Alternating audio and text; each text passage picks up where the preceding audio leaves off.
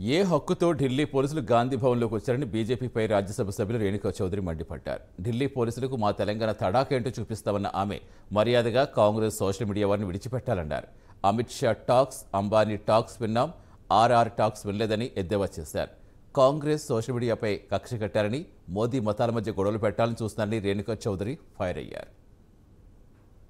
Delhi police ఇవాళ జంట నగరాల్లో ఇక్కడ దిగి అమానుషంగా దాడులు చేస్తూ మా సోషల్ మీడియా పిల్లలపైకి వెళ్ళి గాంధీ భవన్లోకి దూరి చట్టానికి విరుద్ధంగా చేస్తున్నారు వాళ్ళు. And we will file a case against them. How dare! అమాయక పిల్లల్ని మీరు అమానుషంగా దాడి చేసి వాళ్ళపైన వాళ్ళని దిగ్భ్రాంతులు చేసి మీరు ఈ విధంగా నిజమనే కంఠాన్ని మూసివేస్తారంటే మీ భ్రమ, పిచ్చి వాళ్ళు బీజేపీ అని చెప్పి నేను హెచ్చరిస్తున్నా.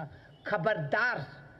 నిజంగానే బీజేపీకి దమ్ము సాహసం ఉంటే, నిజంగానే నిజాయితీకి వాళ్ళు నిలబడుతున్నారంటే పట్టుకోండి ప్రజ్వల్ రేవన్న. అలాగే 22 నుంచి 25 ఏప్రిల్ పెన్ డ్రైవ్స్ వీడు చేస్తూ ఉండేది సిగ్గు. యావత్ హసన్ నగరంలో పెన్ డ్రైవ్స్ అన్నీ కూడా విచ్చలవిడిగా పనిచేసినారు.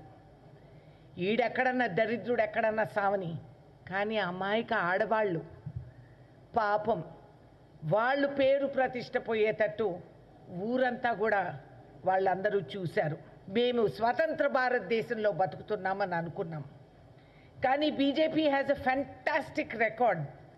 మహిళా బచావ్, బేటీ బచావ్, అబ్బా ఏం డైలాగులు చెప్తారు. హోమ్ మినిస్టర్కి జేపీ లీడర్ దేవరాజ గౌడ్ రాశారు.